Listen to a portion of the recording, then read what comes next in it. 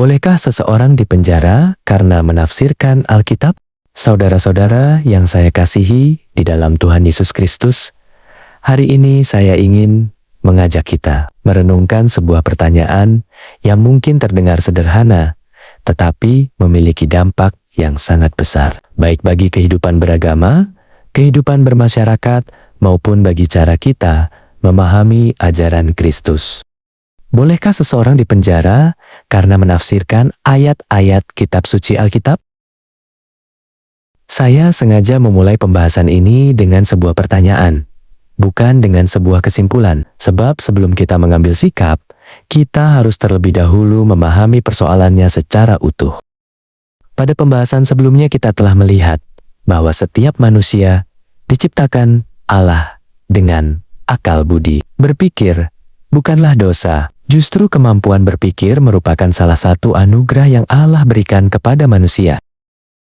Selama manusia masih memiliki akal budi, selama itu pula manusia akan mengamati, membandingkan, mempertimbangkan, menarik kesimpulan, dan akhirnya memberikan penafsiran terhadap apa yang ia baca ataupun yang ia dengar. Artinya, ketika seseorang membaca Alkitab, proses penafsiran sebenarnya sudah mulai terjadi di dalam pikirannya. Mau kita setuju ataupun tidak, mau kita mengizinkan ataupun tidak, manusia tetap akan berpikir. Karena itu, persoalan yang sebenarnya bukanlah apakah seseorang boleh berpikir atau tidak. Persoalannya adalah bagaimana kita menyikapi hasil dari proses berpikir tersebut. Disinilah, menurut saya, orang Kristen harus berhati-hati. Kalau ada seseorang yang menafsirkan Alkitab secara keliru, apakah jawaban kita adalah intimidasi? Apakah jawaban kita adalah membungkamnya? Apakah jawaban kita adalah membawa persoalan itu ke ranah hukum? Atau justru kita dipanggil untuk menjelaskan dengan kasih agar ia memperoleh pemahaman yang lebih baik? Menurut saya, ajaran Kristus jauh lebih dekat kepada pilihan yang terakhir. Kristus memanggil kita menjadi terang dunia, dan terang tidak bekerja dengan cara memukul kegelapan, terang bekerja dengan cara menerangi. Demikian juga ketika kita menemukan penafsiran yang menurut kita kurang tepat. Jawaban pertama orang Kristen bukanlah intimidasi. Jawaban pertama orang Kristen adalah memberikan penjelasan yang lebih baik. Namun, sekarang saya ingin mengajak kita berpikir lebih jauh. Misalkan, persoalan penafsiran Alkitab benar-benar dibawa ke ranah hukum. Lalu seseorang diadili karena dianggap salah menafsirkan ayat-ayat kitab suci. Pertanyaannya adalah, apa dasar yang dipakai untuk menyatakan bahwa seseorang bersalah karena penafsirannya? Bukankah setiap pembacaan kitab suci selalu melibatkan penafsiran? Kalau demikian, penafsiran siapa yang dapat dijadikan sebagai tolak ukur untuk menentukan bahwa seseorang itu benar atau salah? Pertanyaan ini sangat penting. Bukan karena kita ingin meragukan pentingnya belajar penafsiran. Bukan karena kita ingin meremehkan para pengajar penafsiran, tetapi karena kita sedang berbicara mengenai sesuatu yang menyangkut keadilan dan kebenaran. Setiap penafsiran lahir melalui proses berpikir, sedangkan proses berpikir manusia selalu memiliki keterbatasan. Manusia dapat memahami sesuatu dengan benar, tetapi manusia juga dapat keliru. Itulah sebabnya, sepanjang sejarah kekristenan, selalu ada diskusi, penelitian, dan pembelajaran yang terus berkembang. Mengapa? Karena manusia sedang berusaha memahami firman Allah dengan kemampuan yang terbatas. Mungkin ada yang bertanya, bagaimana kalau suatu penafsiran telah diterima oleh banyak orang atau menjadi pandangan yang luas? Pertanyaan berikutnya adalah, apakah kesepakatan manusia otomatis berubah menjadi kebenaran mutlak? Menurut iman Kristen, jawabannya tidak. Kesepakatan manusia dapat menjadi rujukan, dapat menjadi hasil penelitian, dapat menjadi bahan pembelajaran, namun kesepakatan manusia tetap merupakan hasil dari proses berpikir manusia. Sedangkan kebenaran mutlak hanya dimiliki oleh Allah. Disinilah saya ingin mengajak kita merenung lebih dalam. Saya tidak sedang mengatakan bahwa manusia tidak boleh berpikir. Saya juga tidak sedang mengatakan bahwa manusia tidak boleh menafsirkan Alkitab. Justru Allah menciptakan manusia dengan akal budi, supaya manusia berpikir. Berpikir bukan dosa. Menafsirkan juga bukan dosa. Yang perlu kita waspadai adalah apa yang kita lakukan terhadap hasil dari proses berpikir itu. Setiap penafsiran adalah hasil dari proses berpikir manusia. Selama masih merupakan hasil pemikiran manusia, maka ia tetap memiliki kemungkinan benar dan kemungkinan keliru. Karena itu, hasil pemikiran manusia harus selalu disampaikan dengan kerendahan hati. Mengapa?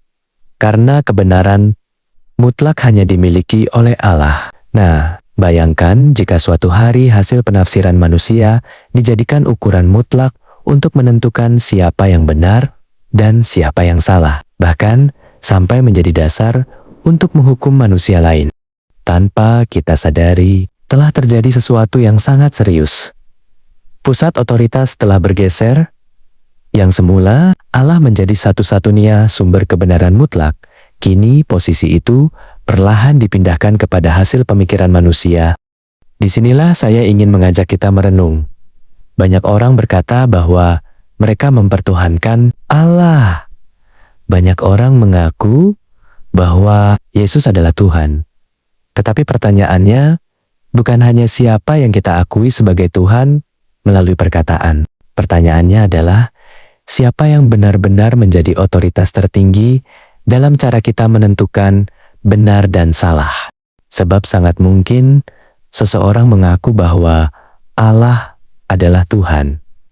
Tetapi dalam praktiknya, ia memperlakukan hasil pemikiran manusia seolah-olah memiliki kedudukan yang tidak boleh dipertanyakan. Kalau itu yang terjadi, bukankah tanpa disadari, otoritas Allah mulai digeser oleh otoritas manusia? Yang saya katakan adalah bahwa cara berpikir seperti itulah yang dapat mengarah kepada keadaan di mana manusia menempati posisi yang seharusnya hanya dimiliki oleh Allah. Dan menurut saya, inilah pelajaran yang sangat penting dari kisah Adam dan Hawa. Allah telah memberikan firman kepada Adam. Firman Allah itulah yang menjadi titik awal. Kemudian Hawa mengamati. Hawa berpikir. Hawa menalar. Lalu Hawa mengambil kesimpulan. Jika kita gambarkan secara ilmiah sederhana, proses itu adalah objek. Firman Allah dalam Kejadian 2:16-17. Observasi, Kejadian 3, ayat 2-3. Penalaran, Kejadian 3 ayat 4-6. Kesimpulan, Kejadian 3 ayat 6. Perhatikan baik-baik. Yang menjadi persoalan bukan karena Hawa berpikir. Allah memang menciptakan manusia untuk berpikir. Persoalannya adalah ketika hasil penalaran manusia dijadikan dasar utama untuk bertindak, sehingga firman Allah tidak lagi menjadi pusat penentu. Adam kemudian menerima hasil penalaran itu dan bertindak berdasarkan hasil penalaran manusia. Disitulah terjadi pergeseran otoritas. Pelajaran ini sangat relevan bagi kita hari ini. Jangan sampai tanpa sadar kita mengulangi pola yang sama, yaitu menempatkan hasil pemikiran manusia sebagai ukuran mutlak untuk menghakimi sesama. Karena itulah Tuhan Yesus berkata dalam Matius 7 ayat 1-2, "Jangan kamu menghakimi, supaya kamu tidak dihakimi. Karena dengan penghakiman yang kamu pakai untuk menghakimi, kamu akan dihakimi. Dan ukuran yang kamu pakai untuk mengukur akan diukurkan kepadamu." Menurut saya, Yesus sedang mengingatkan kita agar berhati-hati terhadap ukuran yang kita gunakan. Jangan sampai ukuran yang berasal dari keterbatasan manusia diperlakukan seolah-olah sama dengan ukuran Allah. Oleh karena itu, apabila kita menemukan penafsiran Alkitab yang menurut kita keliru, respons pertama orang Kristen seharusnya bukan intimidasi, bukan kebencian, dan bukan keinginan untuk membungkam. Respons pertama orang Kristen adalah menjelaskan dengan kasih, mengajar dengan kesabaran, dan membimbing dengan kerendahan hati. Sebab orang yang benar-benar percaya bahwa Kristus adalah kebenaran tidak akan takut terhadap pertanyaan.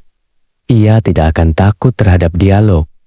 Ia tidak akan takut terhadap penafsiran yang berbeda, karena ia percaya bahwa kebenaran tidak perlu dipertahankan dengan intimidasi. Kebenaran akan semakin bercahaya ketika dijelaskan dengan kasih, kerendahan hati, dan alasan yang dapat dipertanggungjawabkan. Kiranya Tuhan menolong kita semua untuk tetap menjadikan Allah sebagai pusat otoritas dalam hidup kita, sehingga kita tidak hanya mengaku bahwa Yesus adalah Tuhan, tetapi juga benar-benar menempatkannya sebagai otoritas tertinggi dalam cara kita berpikir, bersikap, dan memperlakukan sesama manusia. Amin.